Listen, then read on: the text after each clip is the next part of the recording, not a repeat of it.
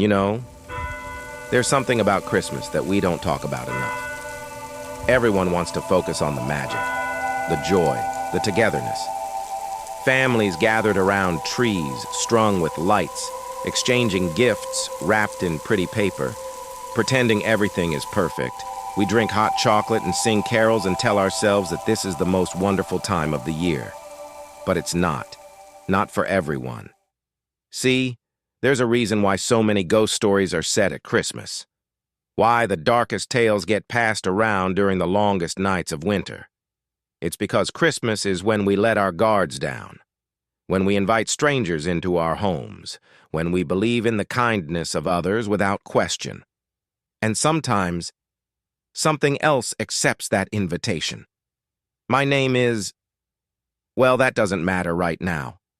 What matters is that you've stumbled into the ungodly hour, that space between comfort and terror, between the life you think you're living and the nightmare you don't see coming. Tonight, I'm going to tell you 4 stories, 4 true stories. All of them happened during Christmas. All of them happened to real people, people who thought they were safe, people who thought they knew what was real and what wasn't. They were wrong. These aren't the kind of stories they tell you around the Christmas tree. These are the stories people whisper about years later, still looking over their shoulders, still checking their windows at night, still wondering, is someone watching me right now? Before we begin, if you're new to the Ungodly Hour, welcome, or maybe, I'm sorry, because once you hear these stories, you won't look at Christmas the same way again. You won't trust that knock at your door. You won't open your mail without hesitation. You won't stream or celebrate or feel safe in your own home quite the same way. And if that sounds like something you want more of, if you're the kind of person who needs to stare into the darkness to feel alive, then hit that subscribe button. Join us here in the Ungodly Hour. Because every week I bring you stories that prove the scariest monsters aren't the ones under your bed. They're the ones standing right behind you, so turn off your lights, put in your headphones, and whatever you do, don't listen to this alone. Because tonight we're talking about Christmas, and secret Santas, and strangers who knock on your door, and people who watch you through screens you thought were safe, and cards that arrive in the mail from someone who knows too much. Tonight we're talking about the Christmas you'll never forget, even when you desperately want to. This is the Ungodly Hour. I still can't look at Christmas trees the same way, not after what happened at my office in December 2019. My name is Marcus, and I'd been working at Riverside Marketing in Portland for 3 years. Good job, decent pay, normal corporate environment. Every year we did Secret Santa. You know the drill. Draw a name from a hat, buy them something for $50, leave it under the tree in the break room. Anonymous. Simple. Harmless. Or so I thought. I drew my manager's name that year. Bought her some fancy candles from that boutique on 23rd Street. Wrapped them in silver paper with a red bow. I remember placing the gift under the office tree on Monday morning, December 16th. The tree was one of those cheap artificial ones, but we decorated it pretty well. White lights, red and gold ornaments, tinsel. It looked festive enough. By Wednesday, there were 23 gifts under that tree. I'd counted them during my lunch break, wondering which one was mine. The exchange was scheduled for Christmas Eve, right before we closed for the holiday weekend. But when I walked into the office on the morning of December 19th, I knew something was wrong immediately. You know that feeling you get when you walk into a room and the energy is just off? The break room door was open and I could see Jenny standing inside. She was one of our graphic designers, sweet girl, maybe 26, always had a smile for everyone. But she wasn't smiling now. She was pale, like actually pale. Her hands were shaking as she held a small cardboard box. "Jenny?" I walked over to her. "You okay?" She didn't answer, just stared at what was in her hands. I looked down. It was a USB drive. Black. Generic. the kind you can buy at any electronics store. Someone had tied a little red ribbon around it. The gift tag, written in neat handwriting, said, "For Jenny, Merry Christmas." "I couldn't wait," she whispered. Her voice was barely audible. "I thought maybe it was a joke gift, like a funny video or something, so I opened it early. I plugged it into my computer." My stomach dropped. I don't know why, but I already knew this wasn't going to be good. "What was on it?" I asked. She looked at me, and I'll never forget the expression on her face. Pure terror. The kind of fear that makes your blood run cold. "Everything," she said. "Everything about me." We went to her desk. She was shaking so badly she could barely use the mouse. When she opened the USB drive folder, I felt sick.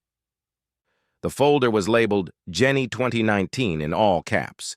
Inside were hundreds, maybe thousands of files, photos, videos, documents, Excel spreadsheets, PDFs, all meticulously organized into subfolders by date. I watched as she clicked through them, my heart pounding harder with each one.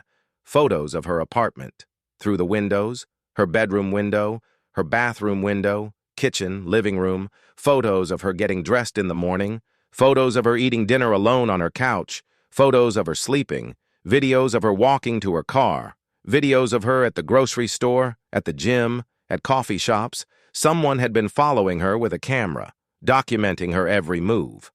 But it got worse. So much worse. There were scans of her mail, her bank statements, credit card bills, medical records. How the hell did they get her medical records? Screenshots of her text messages, her emails, her private Instagram DMs. Someone had accessed everything.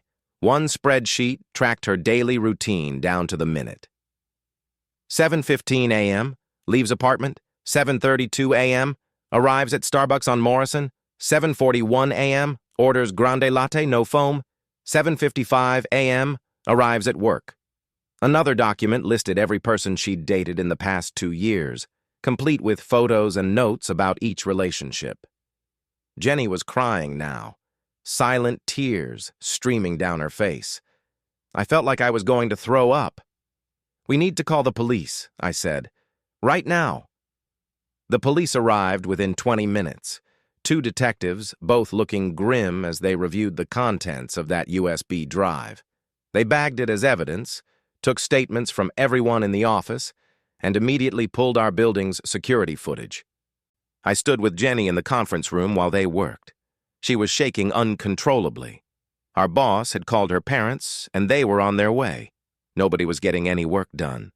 The whole office had gone silent, everyone in shock. The detective came back an hour later with bad news. "We reviewed the footage from Monday night when the gift was placed under the tree," he said. "The person knew exactly what they were doing. There's a blind spot in the camera coverage right near the tree. They stood in that blind spot the entire time. We can see someone in a black coat, but we can't see their face. They wore gloves. They knew where the cameras were." "But they had to have a key card to get in after hours, right?" I asked. "The building required badge access after 6 p.m. "That's correct," the detective nodded. "Security logs show 15 employees accessed the building Monday night between 6 p.m. and midnight. All of them were working late on year-end projects." 15 people. One of them was the stalker. The detective looked at Jenny. "I need you to think carefully. Have you noticed anyone in the office paying unusual attention to you, following you, acting strange?" Jenny shook her head, still crying. "No. Everyone's been normal. I don't understand how this is possible. How did they get into my apartment? How did they access my phone, my computer, my medical records?" Nobody had answers. The police interviewed all 15 employees who'd been in the building Monday night. Everyone had alibis, witnesses who could confirm where they were. Nobody seemed suspicious. The handwriting on the gift tag didn't match any samples they collected. The USB drive had been wiped clean of fingerprints. Jenny didn't come back to work after that day. She stayed at her parents' house, too terrified to go back to her apartment. The police increased patrols around her building, but they had no leads. Then Christmas morning happened. I got a call from Jenny's mom at 11 a.m., her voice panicked. "Someone sent Jenny a text, just now." My hands went numb. What did it say? It's a photo of Jenny at our house, opening presents with us.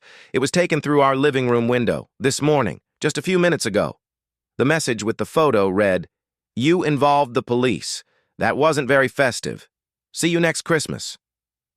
The police came to her parents' house.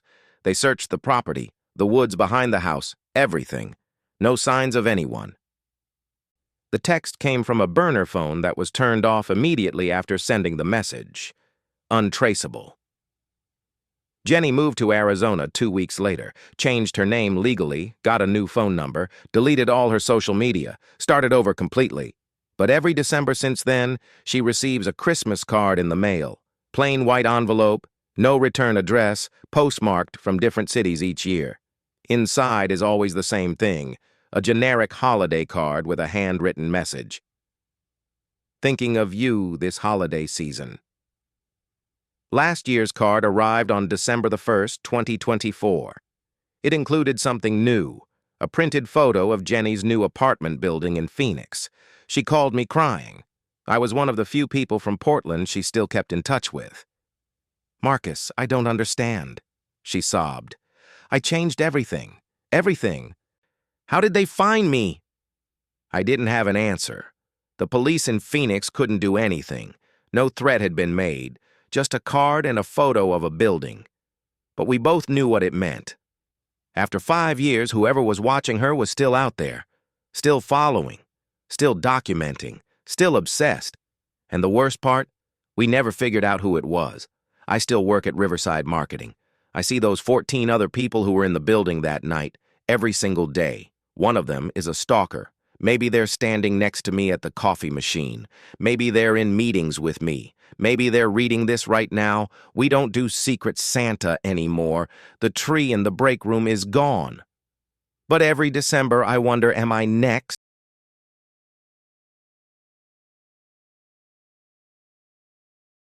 The knocking woke me from a nightmare I can't remember, which is ironic, because what followed became a nightmare I'll never forget. My name is Sarah Thompson. My husband David and I lived on a farm in rural Minnesota with our 2 kids, Emma and Jake. Christmas 2016 should have been perfect. We'd spent the morning opening presents, the kids playing with their new toys, the smell of cinnamon rolls filling the house. Our farmhouse sits on 40 acres, snow-covered and beautiful. The nearest neighbor is 3 miles away. It's peaceful, isolated, safe. Or at least I thought it was safe. The knock came at 2 p.m. on Christmas Day. Not aggressive pounding, but steady, insistent knocking. David got up from the couch where we'd been watching the kids play. Through the window we could see someone on the porch. An old man, elderly, maybe late 70s. His clothes were tattered, covered in snow and ice. His face was raw and red from the cold, lips tinged blue. He looked like he was dying. David opened the door immediately. The cold air rushed in, and with it came the old man's raspy voice. "Please," he croaked, barely able to speak. My car went off the road, about a mile back. I walked. I saw your lights. Please, I need help. I need to get warm." What were we supposed to do? It was Christmas Day. The man looked like he was on the verge of hypothermia. David practically carried him inside while I rushed to get blankets from the linen closet. My hands were shaking as I wrapped them around the old man's shoulders. He was freezing to the touch, his whole body trembling. "Thank you," he whispered, tears forming in his eyes. "Thank you so much. I thought I was going to die out there." I made coffee while David called 911. The dispatcher was sympathetic but firm. Road conditions were too dangerous for emergency vehicles. A tow truck would come first thing in the morning, but until then we'd need to let him warm up and rest. No ambulance could safely reach us. The old man sat in our living room, wrapped in blankets, holding the mug of coffee with shaking hands. He introduced himself as Robert, said his car had hit black ice and slid into a ditch. His phone had died. He'd walked until he saw our lights through the trees.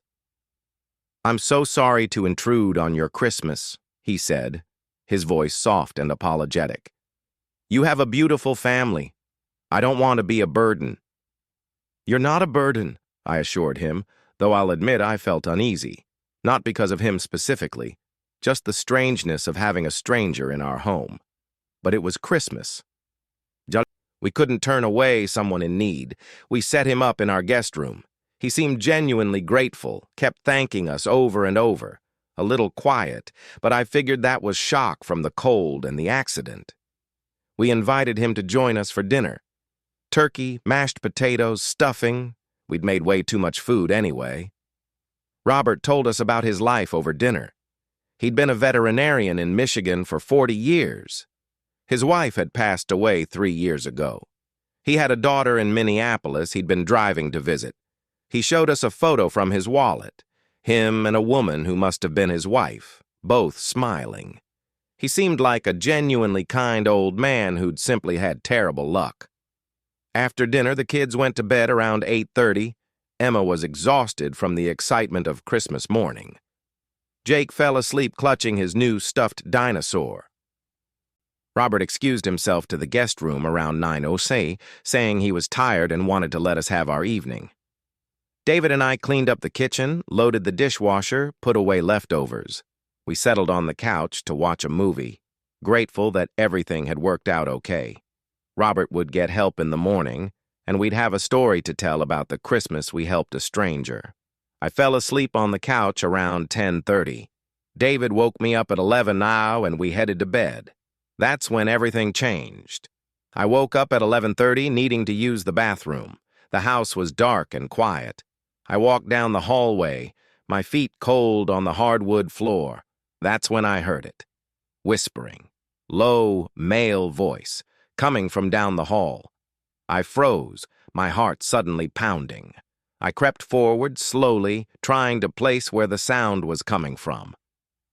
The guest room door was open. Robert was standing in the hallway in the doorway of Emma's room, talking softly to our 8-year-old daughter. I couldn't make out the words, but his tone. There was something wrong with his tone, something that made my skin crawl. It wasn't the kind, grandfatherly voice from dinner. It was different, calculated, wrong. "Robert!" I called out sharply, my voice cutting through the darkness.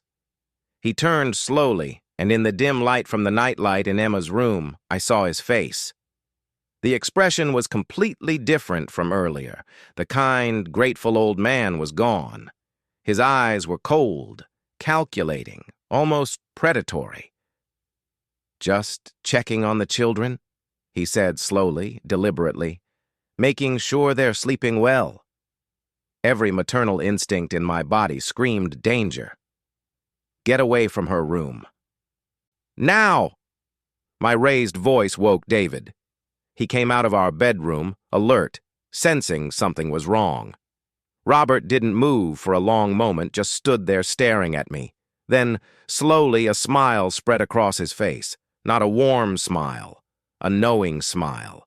He shuffled back to the guest room and closed the door. David looked at me, confused. "Sarah, what?" "Call 911 right now. Something's wrong with him." David didn't question me. He went for his phone immediately. I stood in the hallway watching the guest room door, my whole body shaking. I checked on Emma. She was asleep, oblivious. Jake was fine, too. The 911 dispatcher said the same thing as before. An officer would come as soon as possible.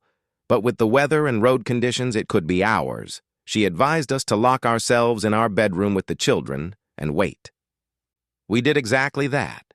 David carried Jake into our room while I brought Emma. We locked the door and pushed our dresser in front of it. David grabbed the baseball bat from the closet and stood by the door. I held the kids on the bed, trying to keep them calm, trying not to let them see how terrified I was. "Why are we in here?" Emma asked sleepily. "Just a game, sweetie," I whispered. "Go back to sleep." but I couldn't sleep. Neither could David. We sat there in the dark, listening. For the next 3 hours, we heard Robert moving through our house. Footsteps. Slow, deliberate footsteps, walking through the living room, the kitchen, back down the hallway, opening doors, opening drawers. We could hear him dragging something heavy across the floor. I don't know what. Furniture, maybe? At one point, around 1 a.m., the footsteps stopped right outside our bedroom door. We held our breath. The doorknob rattled slightly, testing if it was locked. Then nothing, just breathing on the other side of the door. Heavy, steady breathing. He stood there for 10 minutes, maybe longer. Just standing there, breathing, listening to us, listening to him. I had my hand over Emma's mouth, terrified she might make a sound. David gripped the bat so hard his knuckles were white. Finally, the footsteps moved away, back down the hall, more opening and closing of doors, more dragging sounds. At 3 a.m., we heard the front door open, then close, then silence. David and I looked at each other. Was he gone? Was this a trick? We waited, barely breathing, for over an hour. No more sounds, nothing. At 4:15 a.m., we saw headlights through the bedroom window. The police had finally arrived. We pushed the dresser away and opened the door. The house was empty. Robert was gone. We told the officers everything while they searched the property. His footprints led from our front door into the woods behind the house, then disappeared into the heavy snowfall. "We'll search the area for the vehicle," one officer said. "Which road did he say his car went off?" We told them. They radioed for other units to check. But here's the thing that made my blood run cold. They never found a car. Not on our road. Not on any road within 10 miles. They checked with every tow service in the county.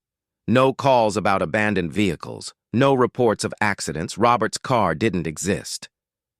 Maybe he was confused about the location, the officer suggested. Hypothermia can cause disorientation. But I knew. Deep in my gut, I knew there was no car. There never was. Robert had lied to us. He'd targeted us specifically, our isolated farmhouse, our family. The officers searched our house thoroughly. In the guest room under the bed, they found a backpack. Robert must have brought it with him, hidden under his coat. Inside were zip ties, duct tape, a hunting knife, rope, a Polaroid camera, and 4 Polaroid photographs. The officer's face went pale as he looked at them. He called David and me over. Each photograph showed one of us. Me, David, Emma, Jake, all taken while we were sleeping. Earlier that night before I woke up at 11:30, before we knew anything was wrong. Robert had been in all of our rooms, standing over us while we slept, taking pictures. I felt like I was going to be sick. I grabbed Emma and Jake and held them tight, tears streaming down my face. On the back of each photograph, written in neat handwriting, was the same message. What a lovely family. Sweet dreams. The police put out an APB for Robert. They searched everywhere. They checked databases, missing persons reports, wanted lists. The description didn't match anyone. The name was probably fake. They dusted the photographs for prints and found none. The handwriting didn't match anything in their system. Robert, whoever he really was, vanished into the woods and was never seen again. We moved out of that farmhouse on January 15th, 2017, packed up everything and moved to a city apartment in Minneapolis. We've never spent Christmas in a house since. Always apartments, always with neighbors close by, multiple locks on the doors, security systems, cameras. Emma still has nightmares. She's 16 now, and she still remembers that Christmas. She remembers waking up briefly and seeing a shape in her doorway. She thought it was me checking on her. It wasn't. I think about those photographs constantly. How long was he standing there? What was he thinking? What would have happened if I hadn't woken up when I did? The police told us we were lucky. That Robert, or whatever his real name is, had done this before. The way he knew about the camera blind spots, the methodical approach, the prepared backpack. This wasn't his first time. Sometimes I wonder how many other families he's visited, how many other accidents on isolated roads, how many other Christmas days that turned into nightmares. The police are still looking for him, but I know they'll never find him. He's too careful, too patient, too good at what he does. So if you live in an isolated area and someone knocks on your door this Christmas claiming they need help, think twice. Look closely at their eyes. Check if they're really cold. Call 911 before you let them in, because sometimes the person at your door on Christmas isn't looking for help.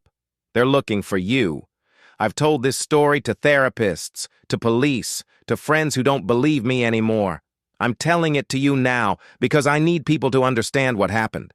I need someone to believe me.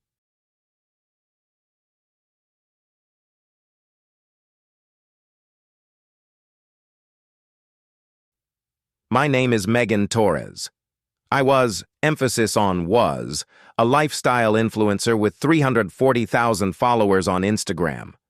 My whole brand was aesthetic content. You know the type. Perfect coffee shots, trendy outfits, my apartment decorated like something from a magazine. I made good money from sponsorships, enough to afford a nice place overlooking LA.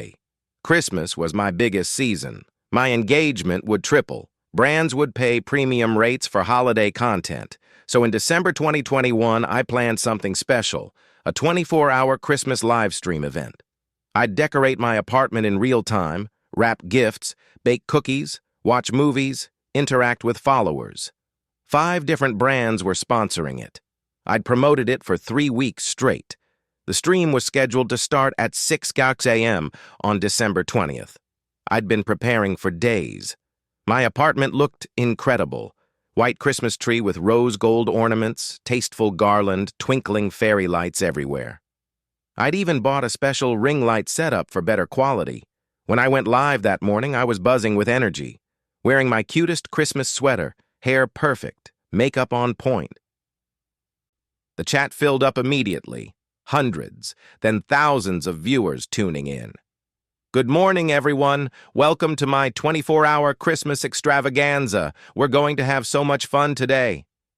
The first few hours were perfect. I made gingerbread cookies from scratch, showed off the sponsored products, chatted with my audience. By noon, I had 15,000 concurrent viewers. My phone was blowing up with notifications. Brands were thrilled. Everything was going exactly as planned. I took a break around 2 p.m. to eat lunch, made a charcuterie board on camera, very aesthetic, and started decorating my second, smaller tree for the bedroom. I'd positioned my laptop on the living room counter so it could capture me moving around the apartment. At 2:47 p.m., I noticed the chat getting weird. User XMassWatcher 2021. Who's that behind you? I laughed, rolling my eyes. There's nobody here, guys. I'm alone. Nice try, though. But then more comments flooded in. No, seriously, there's someone in your hallway. Megan, look behind you. This isn't funny. There's a man in your apartment. Call 911 right now. My smile faltered. I turned around, looking at the hallway behind me. It was empty, just my hallway leading to my bedroom and bathroom. You guys are trying to scare me. It's the middle of the day, very funny. I tried to keep my tone light, but my hands were shaking slightly as I adjusted one of the ornaments. The comments kept coming. Dozens of people, all saying the same thing. They'd seen someone, a figure, a man, standing in my hallway watching me. Okay, this is getting annoying, I said, trying to laugh it off. There's literally nobody here. Can we please get back to decorating? But I couldn't shake the feeling anymore, that creeping sensation of being watched. I kept glancing over my shoulder, even though the hallway was clearly empty. At 3:15 p.m., I was at the kitchen counter making hot chocolate, facing the laptop camera. I was in the middle of explaining the recipe when the chat absolutely exploded. Behind you. Oh my God, Megan, there's someone there. I saw him. Tall guy. Black clothes. This is not a joke, call the police. He just walked past your bedroom door. I spun around. Nothing. Nobody. My apartment was empty, but my heart was racing now. Thousands of people were screaming at me through the chat. Some were threatening to call the police themselves. My hands were trembling as I scrolled through the comments. Okay. This isn't funny anymore, I said, my voice shaking. If someone's pranking me, this is really messed up, like, really messed up. I grabbed my phone, making sure it was still live streaming to both my laptop and Instagram. I'm checking the entire apartment on camera. You'll all see there's nobody here. This is ridiculous. I walked through my apartment, phone held up, showing every room to the thousands of people watching. Kitchen, empty. I opened every cabinet, every closet. Living room, empty. I checked behind the couch, behind the curtains. Bathroom, empty. I pulled back the shower curtain. Nobody.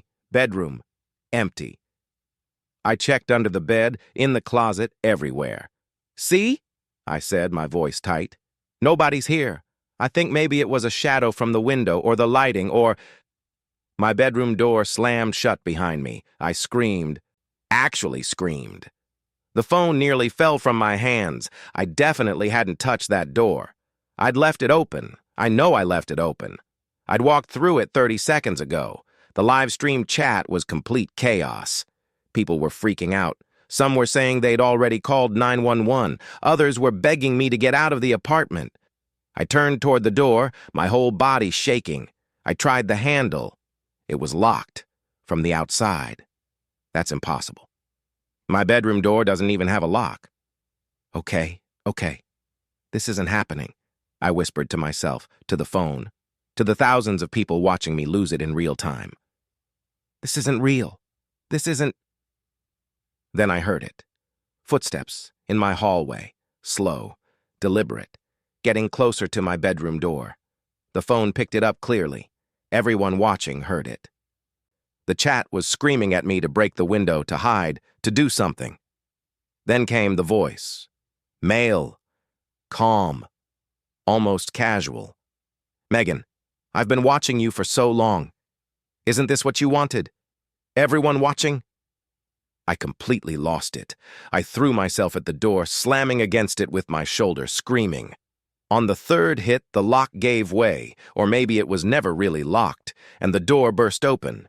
I ran into the hallway, still clutching my phone, the camera bouncing wildly. I could hear myself hyperventilating, crying, completely panicked.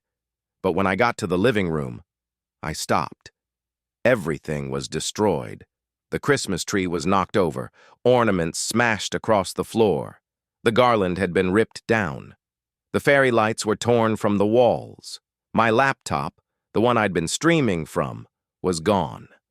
And on the wall, written in red paint, were the words, "Best stream ever." I ran out of my apartment into the hallway. My neighbors were already there. They'd heard me screaming. Mrs. Chen from next door grabbed me as I collapsed. Mr. Rodriguez was on the phone with 911. The police arrived 6 minutes later. 6 minutes that felt like hours. I sat in the hallway shaking while officers searched my apartment. No intruder, no signs of forced entry.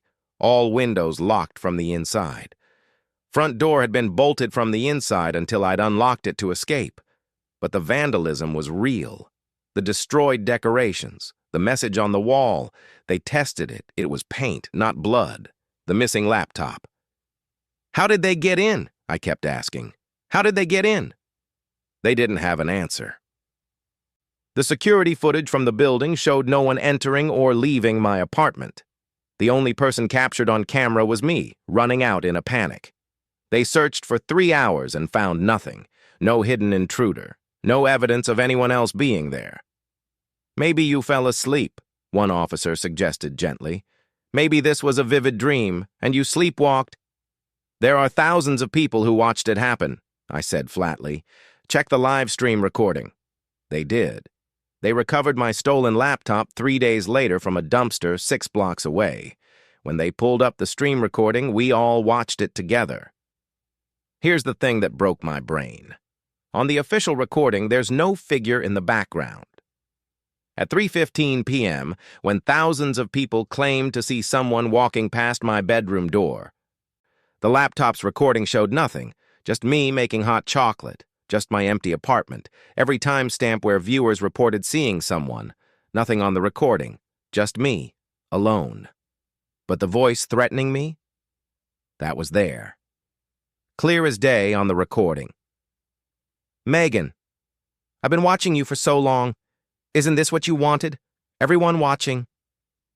The audio forensics team analyzed it. The voice was coming from my phone, from my own phone's speakers. But I wasn't playing anything. There was no app open, no explanation for how that audio could have played. Maybe it was hacked, the detective suggested. Someone gained remote access to your phone, played a recording through it. But that didn't explain the vandalism. That didn't explain the locked door. That didn't explain over 8,000 people from around the world. On different devices, different internet providers, all describing the same figure at the same timestamps. I deleted everything, all my social media, Instagram, TikTok, Twitter, everything. Gone. I moved out of that apartment 2 days after Christmas, stayed with my parents in San Diego, and started going to therapy twice a week. The therapist suggested it was a psychotic break, stress-induced hallucination. But how does that explain everyone else seeing it too? 3 weeks after it happened, one of my former followers reached out. They'd archived the entire live stream before I deleted my account. They'd been rewatching it, trying to figure out what happened. Megan, they wrote, I found something. In the reflections. Check the reflections. They sent me screenshots, dozens of them, in every reflection, in the windows, in the Christmas ornaments hanging on the tree, in the picture frames on my walls, in the screen of my TV when it was off. There was a shadow, a silhouette, the shape of a person standing directly behind me, in every single shot, for the entire stream, from 6 a.m. to 3:15 p.m., always right behind me, close enough to touch me, but never visible in the direct footage, only in the reflections. I haven't slept properly since I saw those screenshots. I keep all my curtains closed. I cover all my mirrors and reflective surfaces. I don't take photos anymore. I don't stream. I barely go online. Because here's what terrifies me most. I can still feel it sometimes, that sensation of being watched. And when I'm in a room with a mirror and I look at my reflection, sometimes, just sometimes, the shadow isn't mine. It's taller, darker. And it's standing right behind me.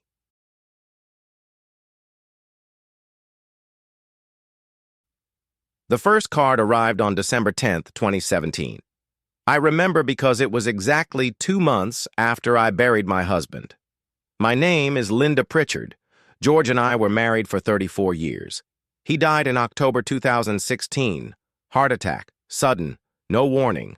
1 minute we were planning our anniversary trip, the next minute he was gone. Just like that. 34 years, reduced to a hole in the ground and a closet full of his clothes I couldn't bear to touch. That first Christmas without him felt impossible. My daughter Kelly kept saying I should come stay with her, get away from the house, avoid all the memories. But I couldn't leave. This was our house. The house where we'd raised Kelly and her brother Tom.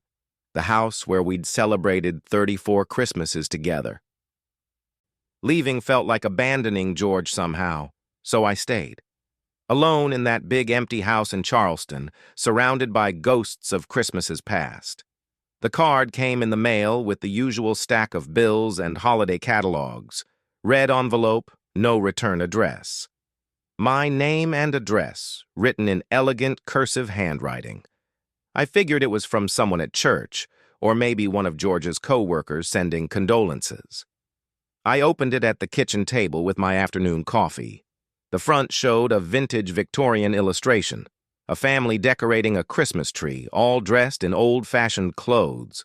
Pretty, classic, the kind of card you'd find at any grocery store. Inside, the printed message read, "Wishing you peace and comfort this Christmas season." Below that, in the same cursive handwriting from the envelope. I know how hard this year has been. You're not alone. Someone is always watching over you. Merry Christmas. No signature. I felt my eyes water.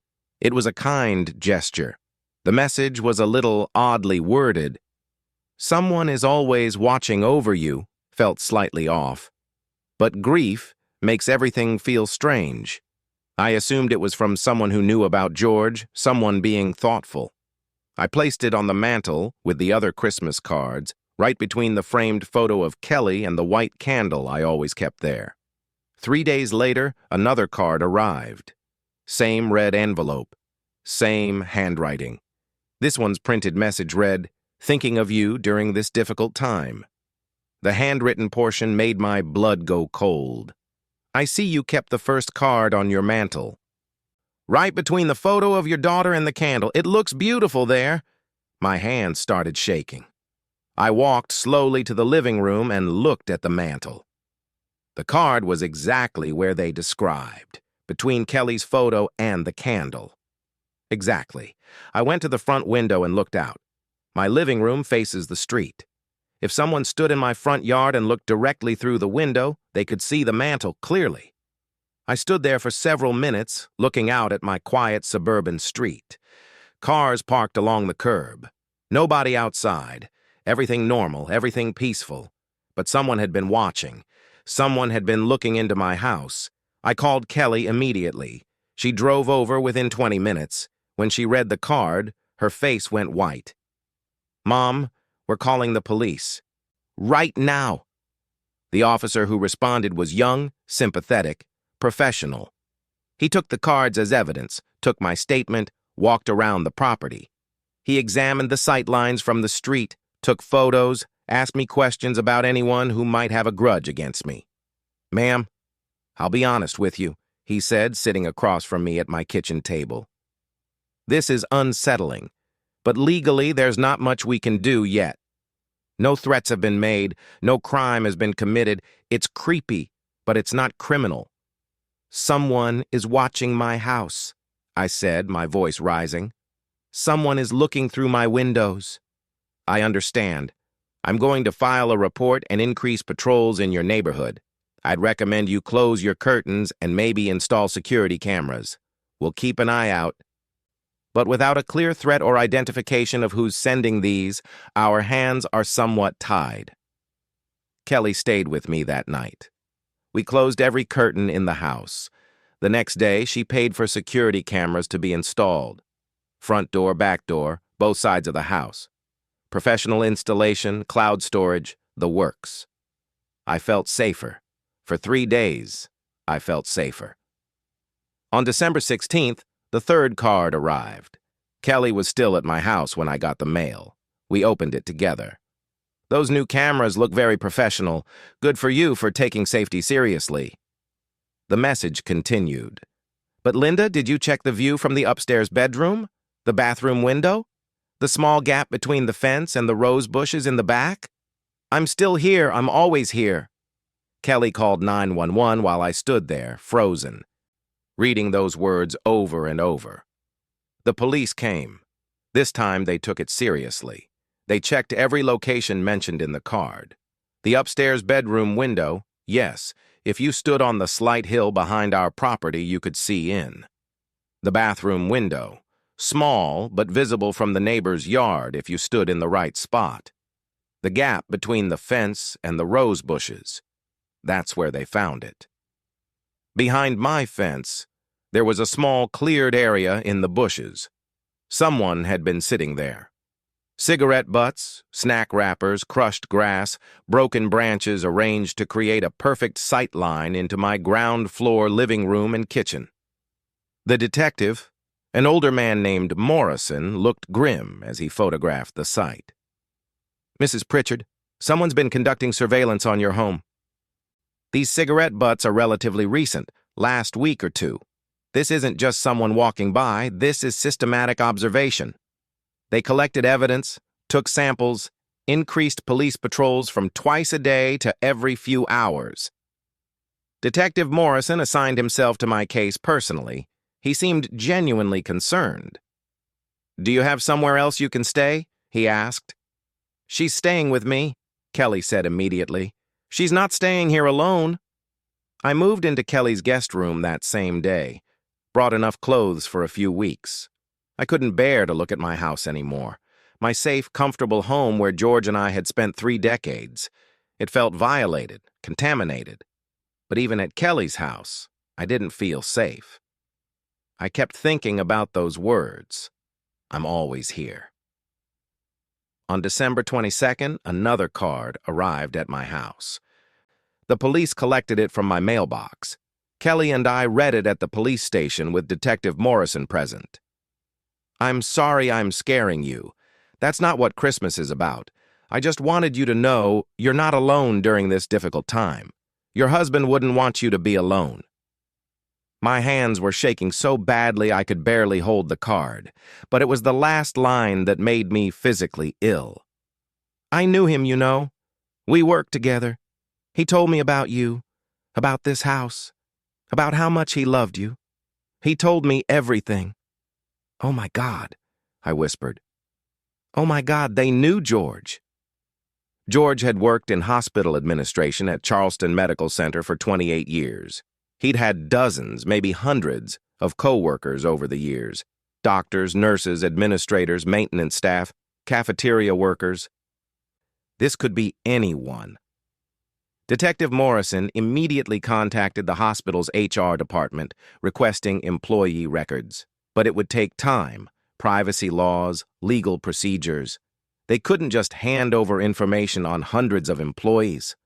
I spent Christmas Eve and Christmas Day at Kelly's house, barely functional. I couldn't eat, couldn't sleep.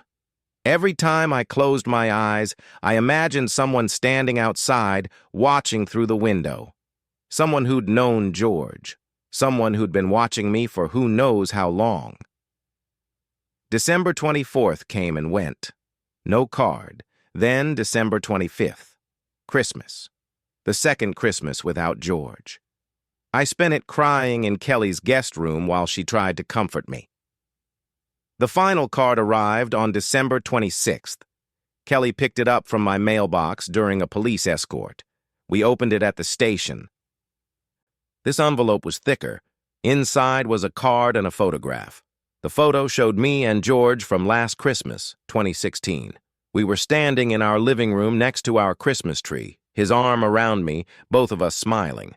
I was wearing my red sweater with the reindeer on it. George was wearing his ridiculous Santa hat. We looked happy. I had never seen this photo before. I didn't know it existed. George died 9 weeks after this photo was taken. The card's printed message: "Merry Christmas and Happy New Year." The handwritten note: "This was from last year, your last Christmas together. I took it through the window on Christmas morning. I wanted you to have it. I've been watching this house every Christmas for 4 years now. I like watching families celebrate. Your husband noticed me once in 2015. He came outside and asked if I needed help. I told him I was homeless, just looking at the pretty decorations. He gave me $40 and invited me in for hot chocolate. He was a good man. I've been coming back every year since. This year, I wanted you to know you're not alone. Merry Christmas, Linda." No signature. Nothing. I don't remember much after reading that. Kelly said I had a panic attack. They called an ambulance. I spent 2 days in the hospital, sedated, under observation. The investigation intensified. Detective Morrison interviewed every single person who'd worked with George at the hospital. They showed the photo to dozens of people. Nobody recognized the angle it was taken from. Nobody remembered George mentioning a homeless man at Christmas. Nobody matched the profile. They tested the DNA from the cigarette butts. No matches in the system. The handwriting was analyzed by experts. No matches. The photo was examined for digital fingerprints. Nothing. I moved out of my house in January 2018. Couldn't even go back to pack. Kelly and Tom hired movers to box everything up. I sold the house in March. Took a huge loss because I needed it gone. Moved to a secured apartment building in Richmond, Virginia. New city, new name on the mailbox. Unlisted number. I basically disappeared. I thought I was safe. I thought I'd escaped. But the new owners of my old house in Charleston started receiving cards in December 2018. Same handwriting, same red envelopes, comments about their decorations, their children, their routines, always kind, always observant, always terrifying. They called the police immediately. Detective Morrison, still working the case, increased surveillance. They staked out the house. They had officers watching 24 hours a day during December. The cards kept coming, mailed from different post offices around Charleston. No fingerprints, no DNA, no cameras ever caught who was mailing them. Same thing in 2019, and 2020, and 2021, and 2022, and 2023. The current family still lives in my old house. They've installed motion sensors, smart cameras, a professional security system. During December, they keep every curtain closed, every blind drawn. They don't decorate for Christmas anymore. What's the point? But they can feel it. They told the police they can feel someone watching, especially at night, standing somewhere in the darkness beyond the reach of their cameras and lights. Someone who's been doing this for almost 10 years now. Someone who knew George. Someone who's patient enough to evade police surveillance year after year. Someone who just wants everyone to know they're not alone. Detective Morrison retired in 2022, but he still calls me every December. Still working the case unofficially. Still looking for answers. He's become obsessed with it, he admits. Can't let it go.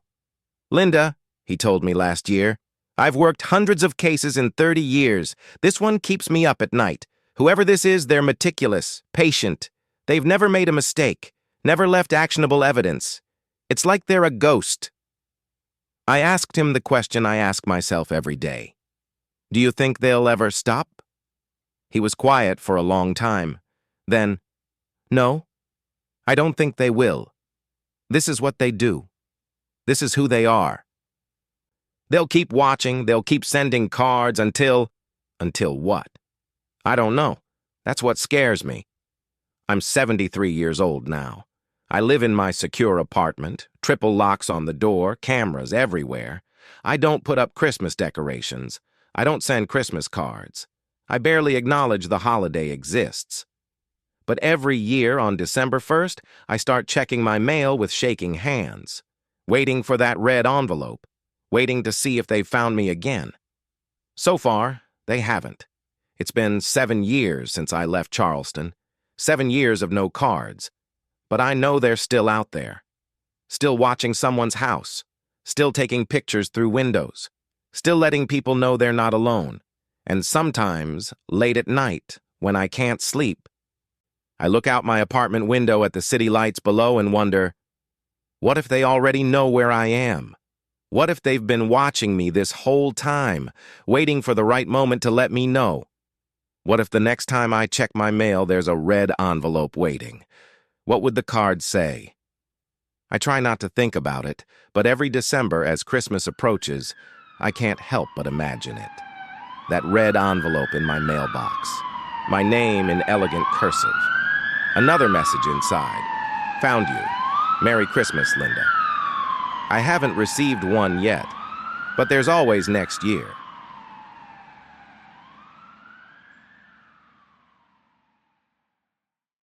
Four stories, 4 Christmases ruined forever. 4 people who will never feel safe again during what's supposed to be the happiest time of year. And here's what keeps me up at night. These aren't isolated incidents. This isn't rare. Right now, someone is being watched. Someone is receiving that first strange message. Someone is opening their door to the wrong person. Maybe someone you know. Maybe you. This has been the Ungodly Hour. If you made it all the way through, welcome to the club. You're one of us now. Subscribe if you haven't already, because every week we're diving deeper into the real horror stories that prove the scariest thing in the world isn't a monster or a ghost. It's another human being. Check your windows tonight, lock your doors. And if you get a Christmas card from someone you don't recognize, maybe don't open it. I'll see you next time. in the ungodly hour.